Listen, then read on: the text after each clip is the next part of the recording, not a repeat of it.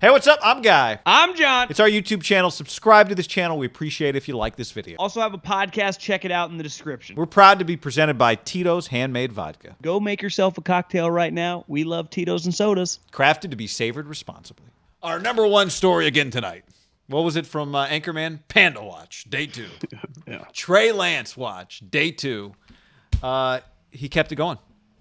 He kept it going. What started over the weekend, the momentum that started over the weekend, that we saw again on Tuesday in the first padded practice. These are his skills, John. The things that make him look special on a Tuesday are the same things that make him look special on a Wednesday. Well, today was a day that's near and dear to coaches' hearts. They call the thing the red zone. And the red zone, as Rich Gannon once eloquently put it, not his words, a coach told him this, throwing an interception in the red zone is equivalent to killing a baby. So you and I thought that was a little aggressive. We just named it the baby zone. And inside the baby zone, Rich's coach was onto something. A turnover in the red zone is devastating. Every football fan would agree. It's a catastrophic event for football. It doesn't get any worse, right? A pick six in the red zone is like the fucking fold the team. But there's just a lot on that area, right? We talk a lot statistically as season goes on, how well a guy functions in a red zone, right? Quarterback, an offense. Like, do you have a good red zone offense, right? Usually the best teams have good red zone offenses. I don't know. That's where you score points. And Trey was unreal.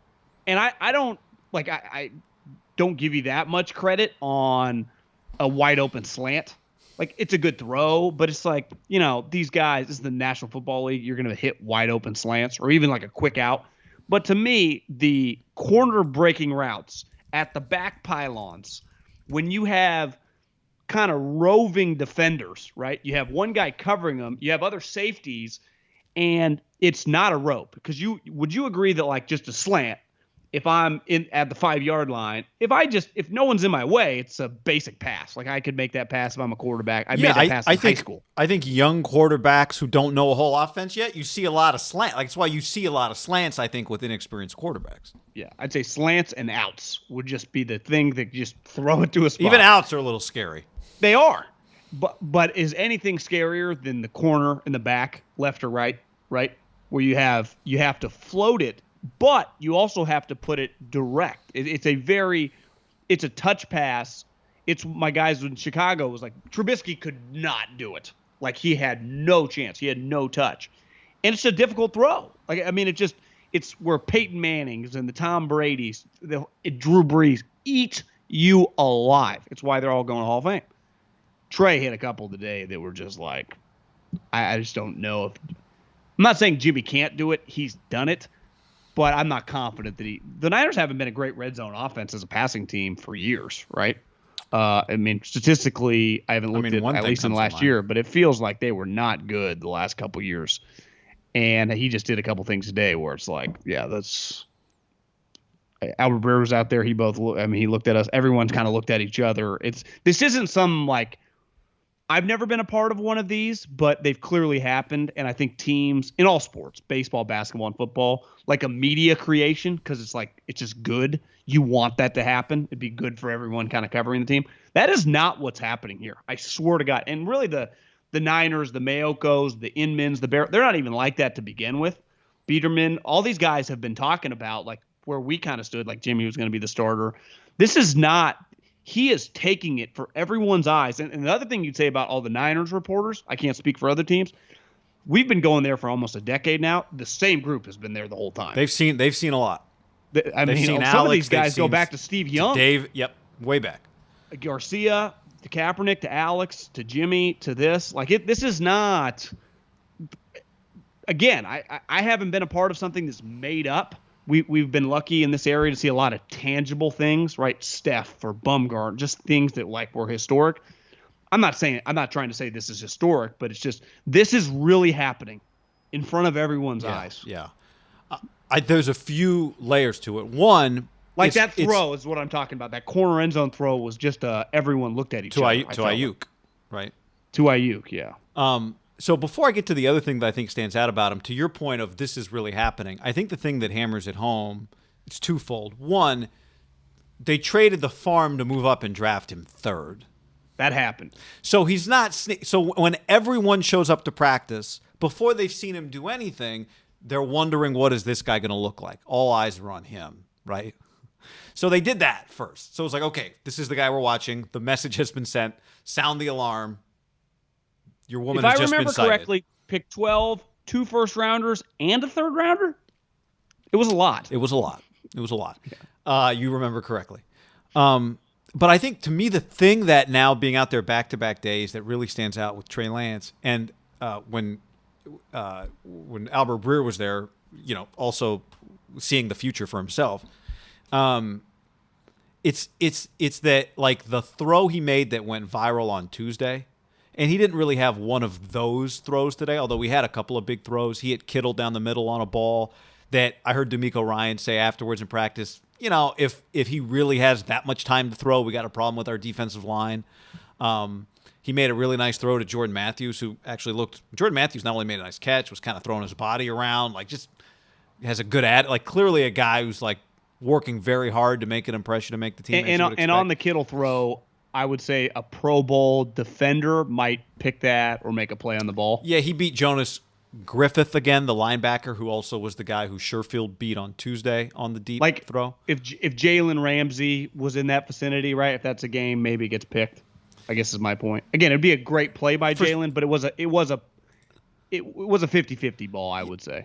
And then again, that throw and the throw today, both times people on defense would say that play's over. Like, he's not going to have time to make that play. We don't count to 10 Mississippis in the NFL. That's right.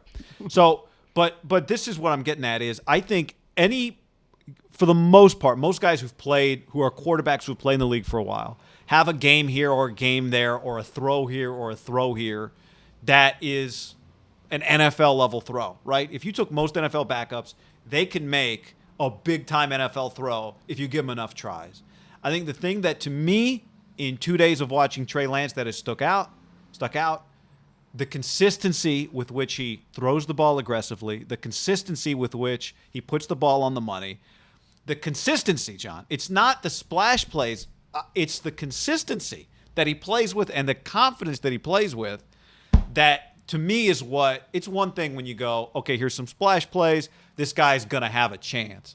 But it's the reason I'm so confident. I think what really stands out is that not every opportunity, you miss throws, you make mistakes, but he consistently shows it over and over and over again. Like, many different routes, many different types of throws, from the pocket, on the run, play action. His arm shows up as a useful, tangible weapon, and he knows how to use it. Quick interruption to tell you to click on DraftKings in the description and use the promo code HAM. And if you want some meat, butcherbox.com/ham down below. Free lobster tails and ribeyes. Here's how I would look at it. If this was a truly open competition, which I'm trying to think, Russell Wilson had one. Carson did not. Derek Carr, remember, who ended up starting week 1, did not. They just beat the guy out. Maybe Carson was more of Sam. They got a first-round pick for him. The Eagles love their value.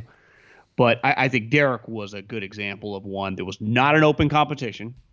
Now, Jimmy's better than that version of Matt Schaub, but it was 100%, and the teams are different, times in their maturity. But you get what I'm saying. They went in. Rookie quarterback was the backup, and the starter was the starter. And by the end of training camp, it was undeniable.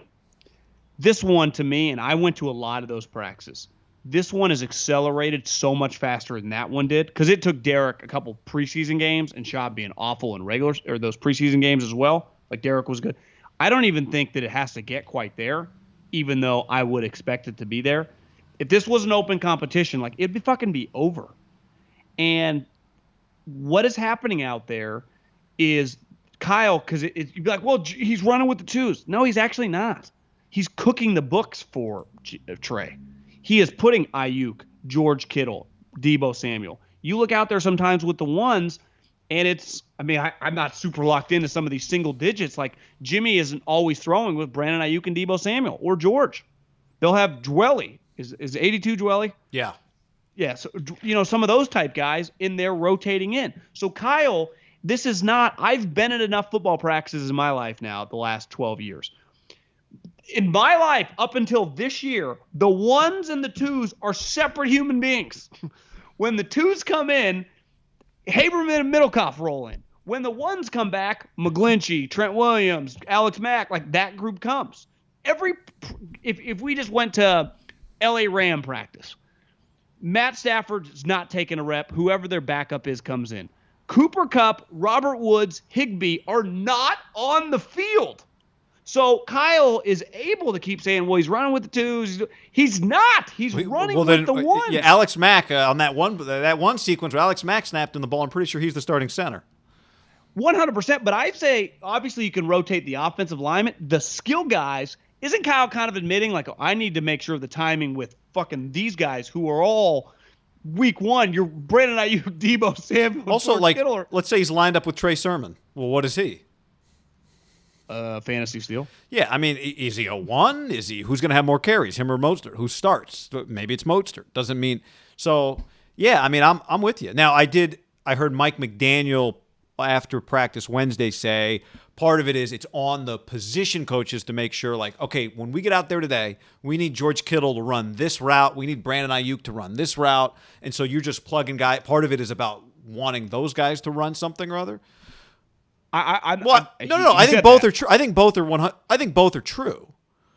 I think absolutely both are true. Like, we want him to run this, we want him to do that. Like, we talked about this yesterday. There's so many moving parts, but I think most places, if Kyle would just be like, have him run those routes with the starting quarterback, right? He wouldn't run these routes. You wouldn't be like, we need to get Kittle to go. Well, you wouldn't do it with Josh Rosen. Well, Ayuk's not out there doing it with Rosen. Yeah, he's not doing it with anyone else.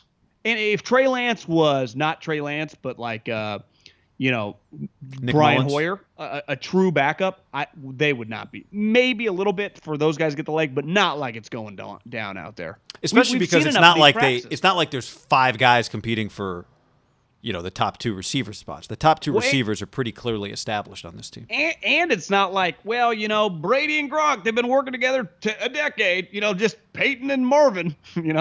It's like Jimmy needs the reps with these guys. Yeah. Jimmy made some nice throws today too, by the way. Yeah. Again, Jimmy's a solid player. I don't think this is about him though. It has nothing to do with him. I mean, it'd be about him if he was a different player, but this is not. I think the question is not, is Jimmy going to be hurt? That's an easy one. And when I say easy, I mean it's easy to understand what happens if that happens. The question is not, is Jimmy at his best week one? The question is Trey Lance giving you more than what you've already seen you get from Jimmy Garoppolo? That's the question Kyle Shanahan has to answer for himself. You've hit the point, and I've skipped over it. This has nothing to do with Jimmy Garoppolo at this point anymore. This is about an undeniable, eye-opening talent. It's just and like we talked about yesterday on the podcast, we have been around enough of these Khalil Macks, Bosa's, Bowman. I mean, elite players. Been lucky. Amari, young rookies that hit the ground running. Again, I feel very fortunate to be able to, I don't have to fucking dig ditches or something for a living and get to do this. And for a long time, we had multiple teams to go see. It's eye-opening. It really is. It's eye-opening. And I think the media, and I get back to, this is not a group, because clearly the hype is getting out of control. It's not fake. And it's starting to pick up because the national media is picking up on it. It's just not fake. Like, he is really doing these things. And I think I've been joking around on social media the last couple of days, Justin Fields and Trey Lance, but I'm basing my entire Justin Fields off like two clips that when I just type them into Twitter. And see if he looks the way Trey Lance looks. Yeah, but and also when you're going to make a throw or two in practice, who I don't get to see the picks or the fumbled snap. Who knows? I don't know if that's happening or not. But like when you're at this practice, you see every single play. You go, well, if me and you had just showed up and they're like, well, you had to win a game next week. Who's your starting quarterback?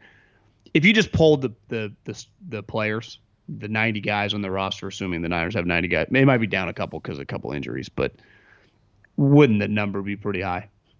Who should be the starting quarterback? If I gave them like a true poll, but they'd be anonymous, so they didn't, if they're friends with Jimmy. Yeah, there is, yes, and we'll get to some of what DJ said and DJ Jones, and an anonymous Niners quote as well coming up. But we were talking on the sideline today at practice with I think it was John Dickinson and Chris Biederman. One of them said, like, what is it? We just started having the conversation of, like, what would it take? What does it have to look like for Garoppolo to be the starter? Like, what's the scenario where Garoppolo ends up as the starter? And my answer to that is, in the preseason, Trey Lance doesn't look this way. Because the live bullets is the only thing now that we haven't incorporated to this point. But there's no discernible advantage for Jimmy Garoppolo when you watch practice. Now, what is Jimmy's advantage over Trey Lance right now today, August 4th? He's played NFL games. That's his he's seen it all in games. He's played NFL blitzes, that's his advantage. Coverages. Right. But in terms of what happens during a practice, there's no discernible advantage for Jimmy. There's nothing he does that makes you go, oh, now he makes good throws, don't get me wrong. But does he make them better than Trey Lance would make them, right? And that's where I go back to Lance's consistency. That's the part that it's one thing if you have some flash plays. Like, what does you say about every young player? Yeah, but we need to trust him in all these other situations, not just 5 situations. So if you get to the preseason, what are we, 10 days away from the first preseason game against the Chiefs on Saturday night? So a week from Saturday.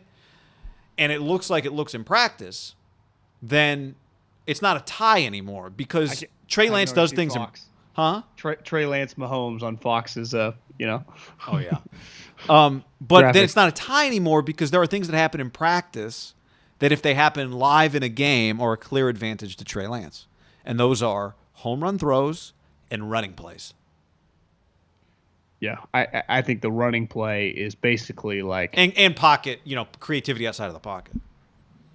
Which Trey's just going to have a mobility element to his game behind the line of scrimmage and past the line of scrimmage that Jimmy just 100% does not have. So even if they were even, Trey has this curveball, this Dice K crazy pitch, the Mike Mussina knuckle curve, the gyro ball, that Jimmy does not have that. So that's where, to me, when they're just in the red zone setting today, and they're just throwing they're all running the same route, slants, outs, flags to the back of the end zone, just some delayed over the middle of the field. Like Jimmy and Trey they're throwing to the same routes. That's where it's even, right? In theory, neither of them are going to run. That's not a running drill. You got to throw it, right? You get 3 or 4 seconds. The ball's got to get out of your field. If Trey's doing that better than him, like in those type drills, Jimmy's screwed. Now, if it translates to the game, because Trey's going to do this other thing that Jimmy just can't do, right?